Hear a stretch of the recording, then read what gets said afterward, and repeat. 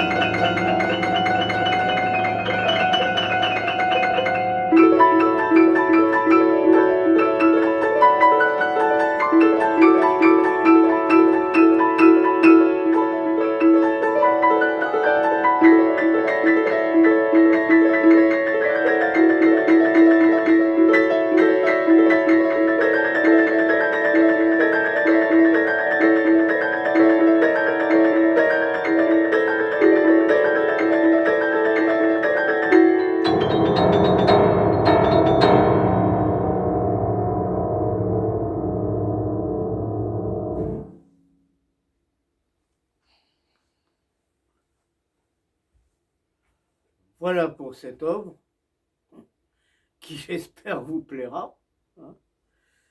Alors maintenant, une autre œuvre, mais dans un tout autre genre. Alors je me suis un peu inspiré, enfin, bon, de quelque chose de particulier, mais sur le plan musical, son temps, cette œuvre s'appelle Obsession. Alors bien sûr, chacun pense ce qu'il veut dans ce domaine, n'est-ce pas? Alors, c'est évident que elle est construite sur une base, sur un rythme répétitif, mais par-dessus ce rythme, il n'y a pas que ça, parce que sinon ça serait trop monotone, n'est-ce pas? Alors, on a ce qu'on appelle des têtes de sujets de fugue, alors, qui sont exposées, disons, sur le mi du piano, là, bon, le mi, parce qu'il n'y a pas de tonalité bien définie, hein. C'est pour ça que je dis la note, hein, le mi, et, ce qu'on appelle le contre-sujet, quoi, une tête de contre-sujet, qui va être sur le si, c'est-à-dire 4 notes après le mi, c'est-à-dire la 5e note, quoi, le si, voilà. Et on fait la même chose une octave plus haut. Bon. Et avec ça, il y a cette partie répétitive qui va aller en montant, avec des petites variantes rythmiques, avec des petites choses, quoi, hein, que je ne peux pas vous expliquer précisément, ça serait trop long.